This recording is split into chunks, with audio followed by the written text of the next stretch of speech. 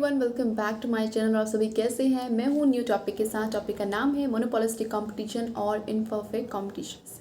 ऐसी बहुत सारी मैं इकोनॉमिक्स की वीडियोस बनाती रहती हूं, तो आप उनको भी चेकआउट कर सकते हैं। लिंक मैं डिस्क्रिप्शन बॉक्स में डाल दूंगी, और अगर आपको वहाँ से नहीं मिले तो आप प्ले लिस्ट से भी देख सकते हैं। ठीक है, let's get start. It is defined as a market structure in which there are many firms selling closely related but unidentical commodities.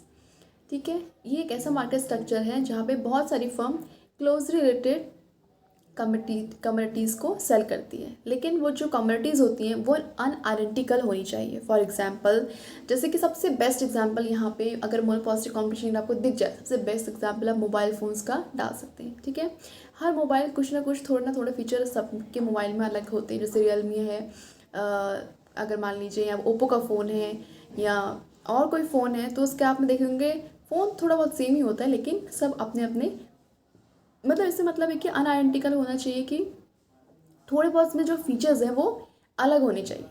जैसे डोमिनोज का पिज़्ज़ा है या कहीं और पिज़्ज़ा है, सब बोलेंगे कि पिज़्ज़ा तो वही है, लेकिन सब उसमें कुछ फीचर अलग हो जाते हैं थोड़े बहुत, जिसकी वजह से वो मोनोपोलिस्टिक कंपटीशन कहलाता है। और भी एग्जांपल्स हैं, जैसे कि डिटर्जेंट हैं, ऑटोमोबाइल्स हैं, सॉफ्ट ड्रिंक्स हैं।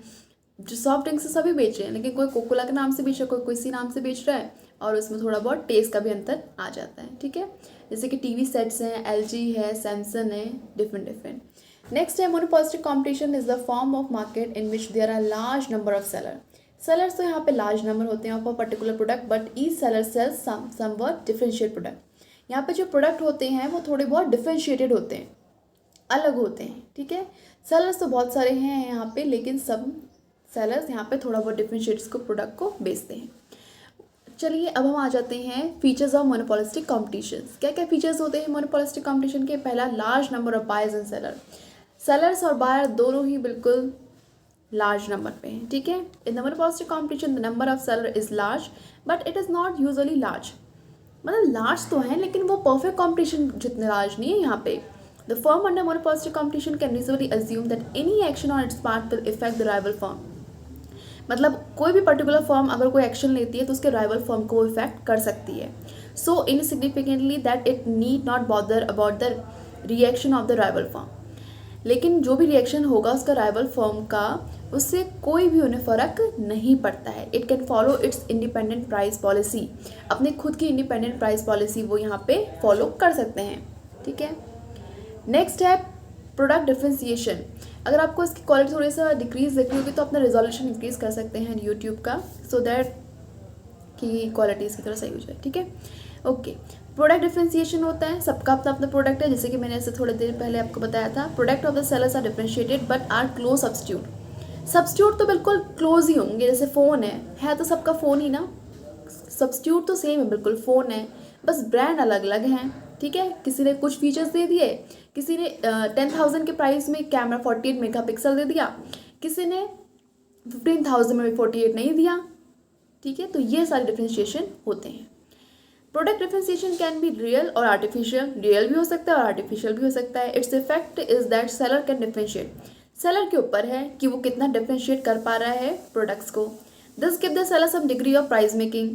सेलर को इससे क्या होता है, थोड़ा बहुत आइडिया लग जाता है किस तरह से उसको प्राइस मेक करना है, उसके पास प्राइस मेकिंग पावर होती है, which he can exploit. That is why firm faces an elastic demand का, जो वो एक्सप्लॉइट कर सकता है, इसलिए फर्म इलास्टिक डिमांड का फेस करती है।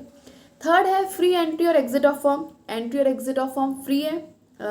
ठीक है, monopolistic competition like perfect competition is characterised by free entry and exit. There is no restriction to the entry of new firm. कोई रिस्ट्रिक्शन नहीं होता है नई फर्म के एंट्री होने पे to produce and the close substitute.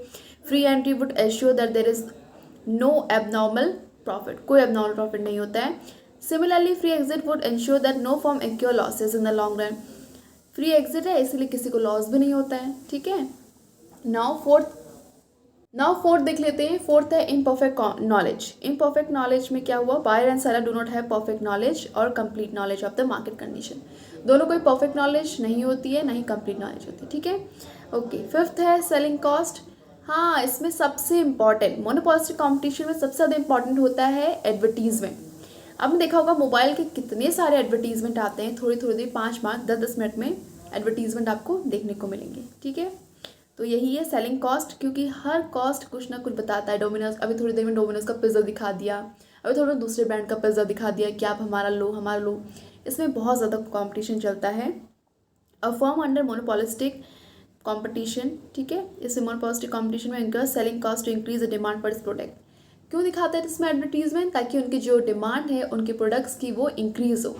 For example selling cost और advertisement, window display, कहीं पर डिस्प्ले दिखा दिया, कहीं पे एडवर्टीजमेंट, मतलब छोटा कहीं से भी एडवर्टीजमेंट कोई सा भी, चाहे वो किसी सोशल मीडिया पे हो रहा हो, टीवी पे हो रहा हो या किसी और मीडियम से हो रहा है, लेकिन हो रहा है एडवर्टीजमेंट, ठीक है।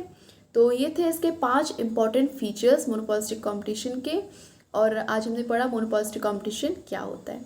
सो गाइज, आपके लिए वीडियो हेल्पफुल रही होगी। अगर हेल्पफुल रही तो इसे एक लाइक ज़रूर दीजिए, बिल्कुल भी कंजूसी ना करें जाते साइन। और ऐसे ही और वीडियोस के लिए हमारे चैनल को सब्सक्राइब कर सकते हैं और अपने फ्रेंड्स के साथ भी शेयर कर सकते हैं, ठीक है, बिकॉज शेयरिंग इज केयरिंग। और अपने वैल्यूबल कमेंट्स कमेंट बॉक्स में ज़रूर दें। And all the best guys for examination. Thank you so much.